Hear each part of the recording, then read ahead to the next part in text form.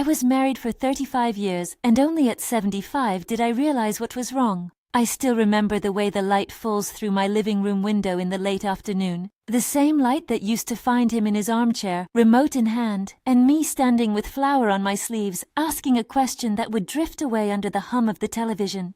I am sitting in that same light now, older, quieter in a different way, and I can finally name the ache that lived beside me for decades. Not neglect exactly, not cruelty in any dramatic way, but a steady, bone-deep unseeing. I was married, yes. I shared a roof, a table, a calendar, but I was largely invisible. My name is Dalva, and if you like hearing true stories of ordinary lives that quietly rearrange themselves, stay with me, subscribe, and come back for more. I promise not to dramatize what was simply true for me. A long life stitched together with small omissions. The first years felt like any other marriage. We learned rhythms, morning coffee, bread at noon, the hush of television at night.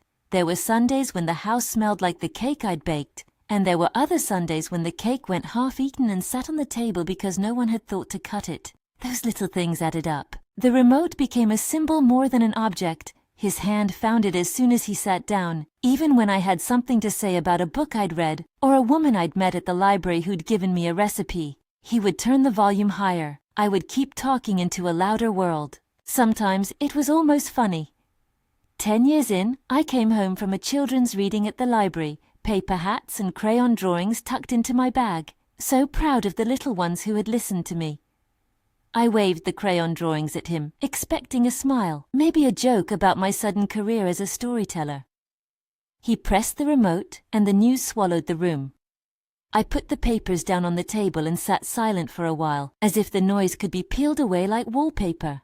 It never felt like he heard me. He heard his programs, his routines, his own sentences. I heard silence dressed up as normalcy. There were other signs I pretended not to notice. The way he would answer a question with one word, how our conversations resembled two monologues that happened in the same space. Birthdays became exercises in expectation management. I would set the table, light a candle out of habit, and watch him not look up when I called his name. Once, on one of those birthdays, I walked into the kitchen with a small cake I had carefully frosted, and I expected the little ritual, the candle blown, the clumsy chorus of "Happy Birthday," but it landed like an echo in an empty room.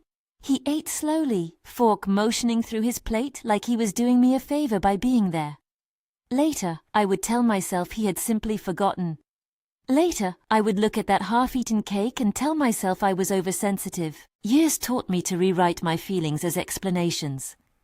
Shame is an expert at turning truth into personal failure. I told myself I must be too needy, too loud, too particular.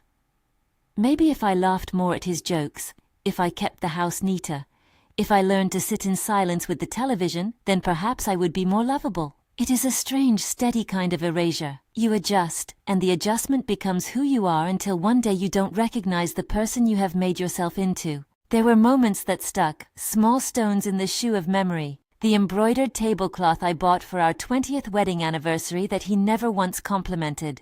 The last time I remember his hand brushing mine, I can't even remember the year. It's fogged into some time ago, probably decades.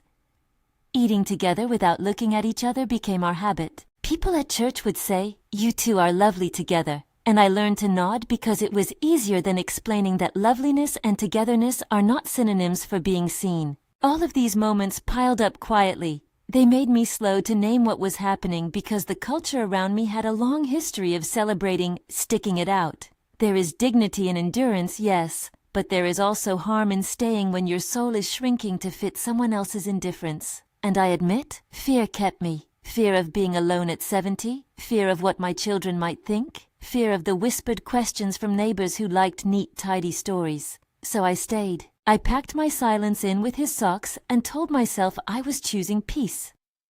The clear seeing came at 75. It wasn't sudden like a thunderbolt. It was more like a window that had been fogged for years, clearing with a long, slow wipe. It was my birthday again. Or rather, another year of my birthdays that had become small rituals more for me than for two people. I had baked a cake, put a single candle in the center, and set it on the table with the tablecloth I still loved. The light in the room that afternoon seemed to drop everything in relief. I lit the candle because habit makes rituals out of small acts, and I walked over to the window to draw the curtain and let the light back in. He was in his chair with the remote. He glanced up, but it was not the look that notices another person's existence. He reached for the remote and adjusted the sound. The music on the radio rose and swallowed the soft flame of the candle. I stood there with the tiny flame between us and, for the first time in a long time, the pattern felt visible. Not a series of accidental forgettings, not the wear of old love, but a design of not seeing. The candle smoke curled and disappeared into the television's hum, and something in me unclenched. It wasn't that he couldn't remember. It wasn't that life had simply swept us along. It was that his life and my life had never been arranged to meet each other. The realization that this was not something I could fix by changing my behavior hit me with a strange relief. If it wasn't my fault, then the work of carrying that fault could be set down. That was the pivot. The recognition at 75 did not erase the years of bending and explaining, but it allowed me to stop apologizing to myself for needing to be seen. It allowed me to say aloud what I had rehearsed in the dark. I had been lonely while married. I had been terrified of being alone, yet I had already been living alone by choice of the other person. Leaving was not a dramatic exit. There were no doors slammed, no climactic confrontations. The decision was a long, careful kind of courage. I told a friend I trusted. I told my neighbor, who cried and handed me a tea towel as if a towel could mend a heart. I made small practical steps, not heroic gestures, because at 75 you are deliberate. I began by claiming small freedoms, eating when I wanted, reading in the chair by the window without feeling guilty that it was my time. I found a little apartment with a kitchen that smelled of lemon and a bookshelf against the wall. The first night in that new place, I sat with a cup of coffee and the silence felt different. Not the silence of absence, but the silence of space filled by my own breathing. People ask if I felt liberated immediately. Liberation is not a fireworks show. It is a series of steady mornings where choices fall into place. I feared social judgment. I feared pity. Some friends were surprised, others relieved. Some called it brave, others called it expected.